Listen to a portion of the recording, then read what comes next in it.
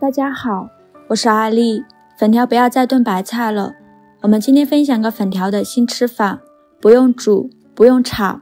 首先我们准备小把粉条，给它从中间掰断，再把它放入锅中，加入适量的清水没过粉条，开大火把水烧热，水温大概烧到45度左右，用手试一下水温，感觉有一点烫手就可以了。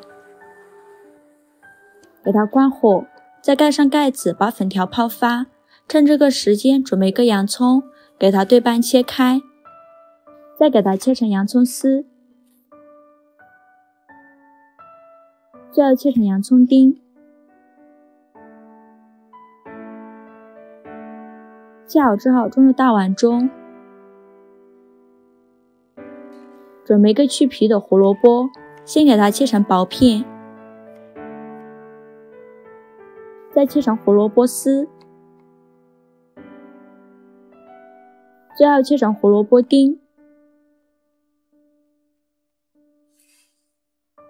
切好之后装入洋葱丁的碗中，这会儿我们的粉条已泡得差不多了，用手能掐断就可以了。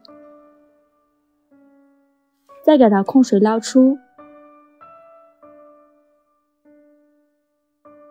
再给它过一下凉水，顺便把粉条清洗一下，把表面的灰尘洗掉。洗净后控水捞出，再把它放入胡萝卜丁的碗中。现在准备3个鸡蛋，将它打入另外一个碗中，用筷子搅散，然后把鸡蛋液淋在粉条上，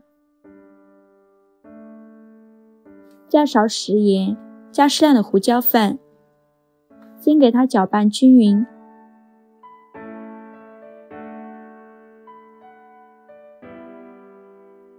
搅匀后加入200克普通面粉，面粉起到一个粘合的作用，继续搅拌均匀，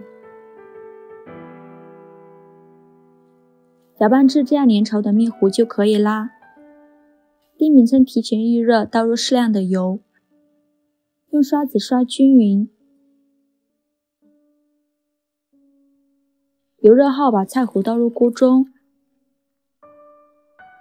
用铲子把表面抹平抹均匀，再撒一些黑芝麻点缀一下，然后盖上盖子，开小火焖3分钟。3分钟后我们打开盖子看看，捞至底部定型，利用一个大一点的盘子帮助它翻一面，再盖上盖子捞3分钟。时间到，我们再打开盖子看看，再利用一个大一点的盘子帮助它翻一面，捞至2面金黄，像这样就已经熟了。全程大概需要6分钟左右。然后把它取出来，把它放到面板上，切成自己喜欢的形状，